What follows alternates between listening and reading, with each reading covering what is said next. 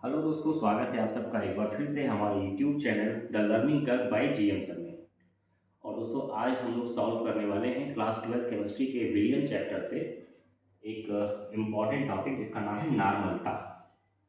इससे पहले दोस्तों मैंने मोलरता और मोलरता पर वीडियो बनाई है, हेनरी स्थिरांक पे वीडियो बनाई है, मोल प्रभाष की भी वीडियो मेरे चैनल पर है। तो अभी हम कोशिश कर रहे हैं कि जितने भी न्यूमेरिकल्स हैं फर्स्ट चैप्टर के उसको जो है कवर कर लिया जाए।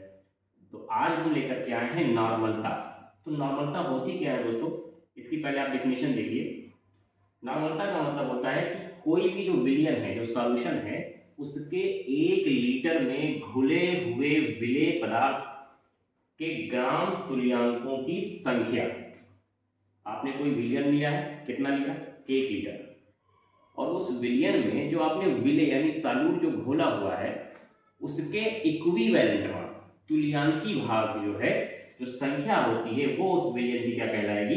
नॉर्मलता कहलाएगी।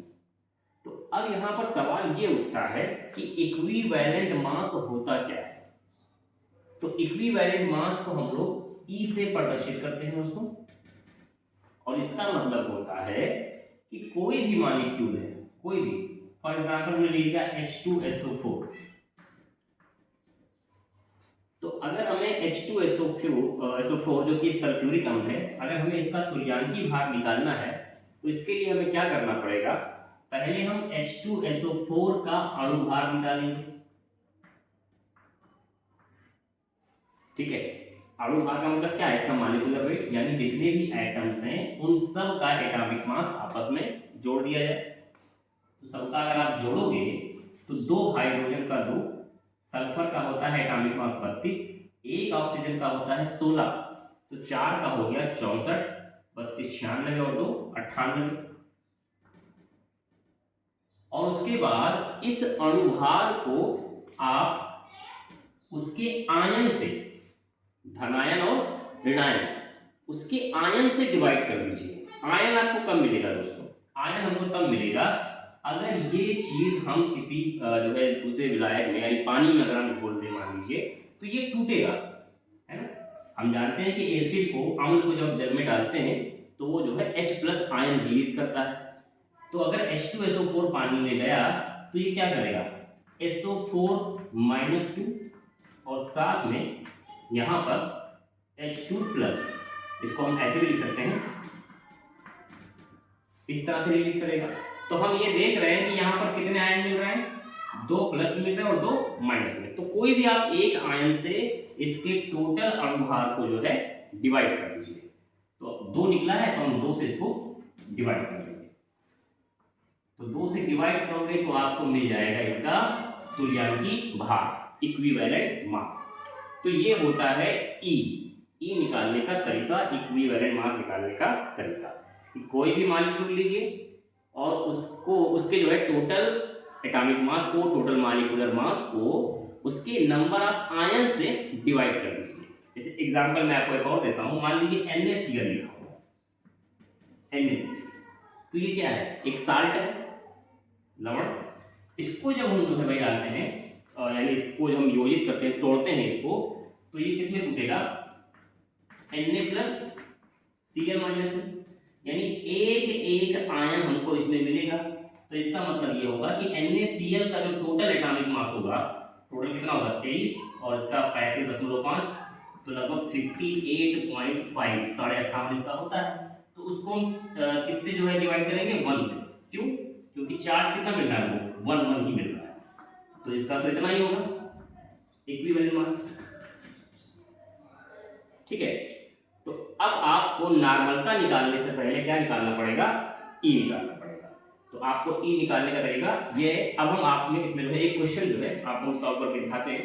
मैंने यहाँ पर पहले से लिख रखा है क्योंकि लिखने में बहुत टाइम जा रहा है और मुझे पता है कि आप लोग के पास इतना टाइम बेसिकली होता नहीं। कोशिश करते हैं कि बहुत ही कम वक्त में ज़्यादा सीख सकें हम लोग, तो इसलिए मैंने क्वेश्चन यहाँ पर लिख रखा है। क्वेश्चन दिया हुआ है कि एक विलियन में 80 ग्राम प्रति लीटर NaOH घुला है, इसकी नॉर्मलता और मोलरता ज्ञात कीजिए। दोनों चीजें। तो मोलरता हम लोग इससे पहले निकाल चुके हैं, एक बार और निकाल लेते हैं। मोलरता, जिसको कैपिटल M से प्रदर्शित करते हैं।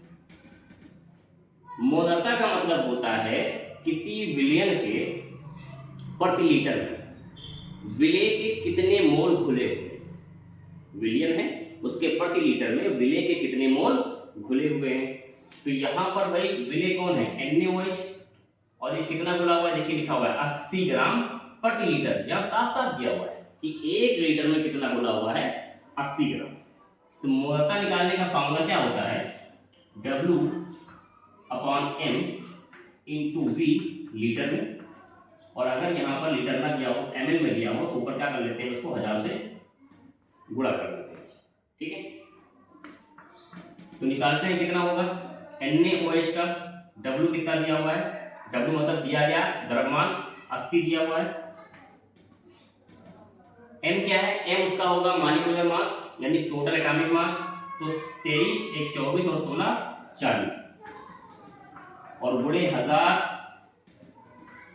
अगर इसको हम ml में कन्वर्ट कर ले तो ml में 1 लीटर में 1000 ml होता है, तो यहाँ भी 1000 हो गया, तो ये दोनों कट के कितना आ गया, नॉर्मली आपका 2 मोल प्रति लीटर आपका मोलता, एकदम इजी, 2 मोल प्रति लीटर ये आपका आ गया। अब नॉर्मलता निकालना है, तो नॉर्मलता को हम प्रदर्शित करते हैं कैपिटल N से। फार्मूला इसका होता है सेम, यानी कि विलेय का जो द्रव्यमान है। अब यहां पर एक फर्क मिलेगा आपको, जैसे हमने यहां पर क्या रखा हुआ, हमने यहां पर रखा हुआ है W/M 1000/वॉल्यूम, तो वॉल्यूम तो रहेगा यहां पे, लेकिन इस जगह पे M की जगह क्या रखेंगे, E रखेंगे, इक्विवेलेंट मास, समझ रहे हैं। और ऊपर क्या हो जाएगा, 1000 से गुणा हो जाएगा इंटू V, बाकी चीज सेम है, क्योंकि भाई इसकी डेफिनेशन यही है कि प्रति लीटर में जो विलेय है उसका तुल्यांकी भार कितना है, तो EB क्या हो जाएगा, विलेय का तुल्यांकी भार। अब मैंने B क्यों लिखा है यहाँ पे, B मैं हटा सकता हूँ, B मैंने इसलिए लिख दिया है क्योंकि विलयन में 2 चीजें होती हैं, विलेय और विलायक। तो हमने विलेय को WB और विलायक को कितना मान लिया, WA, इस तरह से, ठीक है। तो B जो है वो सिंबल केवल लिखा हुआ है कि विलेय को हमने B मान लिया है, विलायक को A मान लिया है। तो अब विलेय कौन है यहाँ पर भाई, विलेय है यहाँ पे NaOH, तो NaOH कितना दिया हुआ है, 80 ग्राम दिया हुआ है, इंटू 1000, वॉल्यूम में फिर से विलियन का कुल आयतन गुणे 1000 में रख दे रहे हैं मिलीलीटर में। EB कितना निकलेगा, मैंने बताया था कि E निकालने के लिए कि टोटल एटॉमिक मास को उसके आयन से हम डिवाइड कर दें, तो जब यहां पर इसको तोड़ेंगे तो आयन कितना बनेगा, Na+OH-, यानी एक ही आयन बन रहा है, तो इसका मतलब Na का 23, ऑक्सीजन का एटॉमिक मास 16, हाइड्रोजन का 1, टोटल हो गए 40, 40 बटे आयन से डिवाइड करेंगे तो एक ही होगा, तो यहाँ पर कितना आएगा, 40 ही आएगा। तो यहाँ पर भी कितना लिखेंगे, 40 EB की जगह पर, ये फिर से काटेंगे तो उतना ही आएगा 1 2, यानी जो नॉर्मलता भी इसका आया वो कितना आया, इसका 2 आया, ठीक है। तो ये भी 2 मोल आया और मोलता भी कितना आया, 2 मोल प्रति लीटर। आई होप कि आपको ये क्वेश्चन समझ में आया हो। अगर आपको वीडियो हमारी अच्छी लगती हो, समझ में आता हो, तो इसको सब्सक्राइब करें चैनल को हमारे, और अपने दूसरे दोस्तों को भी शेयर करें।